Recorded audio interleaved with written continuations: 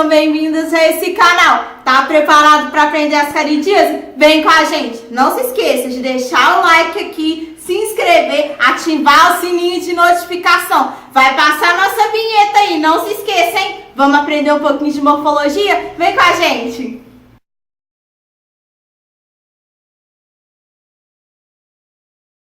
Esses vermes apresentam cor leitosa e a boca na extremidade anterior, contornada por 3 grandes lábios, com serrilha de dentículos e sem interlábios. O macho possui 2 espículos iguais que funcionam como órgãos da cópula e extremidade posterior fortemente curvada, enquanto a fêmea possui extremidade posterior retilínea com a vulva localizada no terço anterior. Os ovos são brancos, mas apresentam cor castanha devido às fezes. Os férteis são arredondados e quase sempre possuem uma membrana mamilonada e se tornam embrionados em mais ou menos 25 a 30 graus centígrados, com umidade e aeração elevadas. Já os ovos inférteis são mais alongados e com a membrana mamilonada mais delgada. Agora vamos explicar o ciclo biológico das caridías. Tipo monoxênico, isso é, possui um único hospedeiro. A primeira larva, L1, forma-se dentro do ovo e é do tipo rabiditoide. Isso é, possui o esôfago com 2 dilatações, uma em cada extremidade e uma constrição no meio. Após uma semana, ainda dentro do ovo, essa larva sofre mudança, transformando-se em L2. Em seguida, muda-se novamente, transformando em L3, infectante com esôfago tipicamente filarioso. Após a ingestão, os ovos contendo L3 atravessam todo o trato digestivo e as larvas eclodem no intestino delgado. A eclosão ocorre graças a fatores ou estímulos fornecidos pelo próprio hospedeiro, como a presença de agentes redutores, o pH, a temperatura, os sais e, o mais importante, a concentração de CO2, cuja ausência inviabiliza a eclosão. As larvas, uma vez liberadas, atravessam a parede intestinal na altura do cico, caem nos vasos linfáticos e nas veias e invadem o fígado entre 18 a 24 horas após a infecção. Em 2 a 3 dias, chegam ao coração direito, através da veia cava inferior ou superior, e 4 a 5 dias após são encontradas nos pulmões.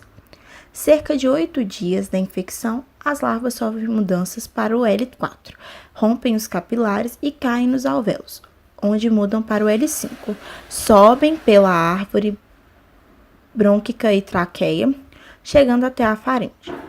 Podem, então, ser expelidas com a expectoração ou serem deglutidas através de incolumes o estômago e fixando-se no intestino delgado, transformando-se em adultos jovens 20 a 30 dias após a infecção.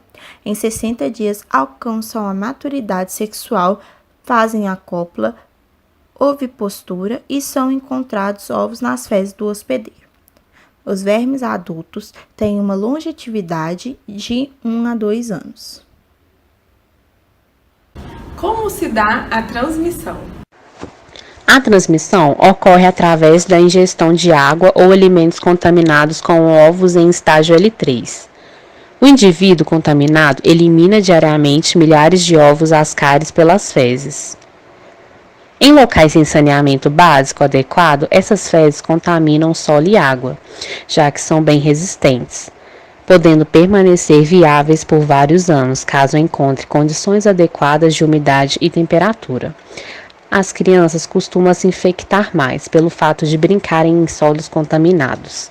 As mãos sujas podem levar os ovos diretamente para a boca, ou contaminar objetos ou brinquedos que entrarão posteriormente em contato com a boca de outras crianças. Agora vamos falar um pouco sobre patogenia. A patogenia está relacionada com o número de formas presentes no hospedeiro. A infecção por larvas com baixa intensidade acontece sem que perceba qualquer alteração, mas quando em alta intensidade, pode provocar lesões hepáticas e pulmonares, pequenos focos hemorrágicos e de necrose no fígado, e quando edemação nos alvéolos pulmonares, podem causar alergias, febre, bronquite e pneumonia, síndrome de Loeffler, além da tosse com muco, apresentando catarro sanguinolento e presença de larvas do euminto. Na infecção por vermes adultos, quando em baixa intensidade, o hospedeiro não apresenta qualquer alteração, mas com a presença de grande número de vermes, podem provocar alterações como ação tóxica, causando edema, urticária e convulsões epileptiformes, ação esfoliadora, levando o paciente à subnutrição devido à perda de vitaminas, e localização ectópica, quando o paciente, por possuir um grande número de vermes, faz o uso impróprio de medicamentos, fazendo com que esses vermes migrem para um habitat anormal. Enfim, esses vermes podem ser encontrados em adultos e principalmente em crianças, em locais como ouvidos e narinas, além de ser comum o aparecimento de manchas circulares na pele, espalhadas pelo rosto, tronco e braços, conhecida como pano, causada pelo alto consumo de vitamina A e C pelo verme, provocando a despigmentação. E agora falaremos do diagnóstico. O diagnóstico laboratorial para a pesquisa de Ascaris lumbricoides consiste no exame parasitológico de fezes. Este exame permite identificar a presença de ovos de Ascaris lumbricoides em pequenas quantidades de amostras fecais. Para a realização deste exame, existem dois métodos de escolha. O primeiro é a sedimentação espontânea, ou HPJ, considerado um método qualitativo. Outro exemplo é o CATU-CAS, é considerado um método quantitativo, pois permite identificar e estimar aproximadamente a quantidade de ovos postos pela fêmea. Agora veremos como se dá o tratamento. O tratamento das eumintoses intestinais aumentou em muito com a descoberta dos benzimidazóis. Essas drogas são altamente efetivas contra o Ascaris lumbricoides e outras eumintoses intestinais. A Organização Mundial da Saúde recomenda 4 drogas: albendazol, mebendazol, levamisol e palmoato de pirantel para o tratamento e controle de eumintos transmitidos pelo solo. No caso de associação de Ascaris e ancilostomídeos, o uso desses fármacos na gravidez é justificado.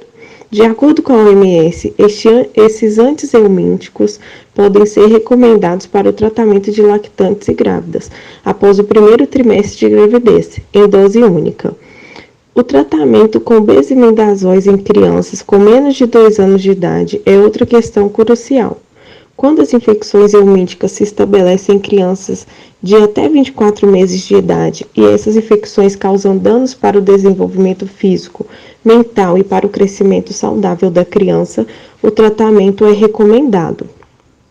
A atividade antieumíntica de plantas é bem conhecida na medicina tradicional em muitas regiões do mundo. Extratos de diferentes partes de plantas ou de seus frutos são preparados pelos curandeiros, que representam um conhecimento empírico e cultural em comunidades do mundo inteiro. Em geral, 4 medidas são bem conhecidas para o controle das infecções por eumintos: repetidos tratamentos em massa dos habitantes de áreas endêmicas com drogas ovícidas, tratamento de fezes humanas que eventualmente possam ser utilizadas como fertilizantes, saneamento básico e educação para a saúde. A principal rota de transmissão dos eumintos intestinais é o contato físico, no ambiente com as fezes humanas contaminadas. A maioria dos tratamentos feitos em habitantes de áreas sem saneamento básico tem efeito de curto prazo e os ganhos obtidos são frequentemente superados pelas reinfecções, que em muitos casos podem levar a cargas parasitárias mais altas que as observadas antes do tratamento. Boa noite. Boa noite. Meu nome é Ana Luísa, eu curso enfermagem. A gente está elaborando um trabalho sobre ascaridíase Eu gostaria de saber das senhoras quais foram o tratamento, os sintomas, quais foram as causas que vocês acham que aconteceram para poder adquirir a doença. Eu, Nair Luísa, em 1948, tive lombriga. Os sintomas foram dor de barriga, desinteria, enjoo, falta de apetite. Os tratamentos que meus pais na época faziam era, existia uma erva por nome enxota, colhia essa erva, amassava, colocava no azeite de mamona, aquecia, fazia uma compressa e colocava em cima do meu umbigo. Existia urinol, colocava ele pelo meio de água morna, quando fizesse 5 minutos que estava com aquela compressa em cima do umbigo, sentava no urinol e ela saía sozinha, devagarinho, eu costumava sair inteirinha. E no caso da senhora? Eu, por volta de 1973, 77, eu adquiri lombriga, porque na nossa época a gente andava descalço, comia as frutas, apanhava no pé e comia, apanhava as hortaliças e comia sem fazer a lavagem adequada.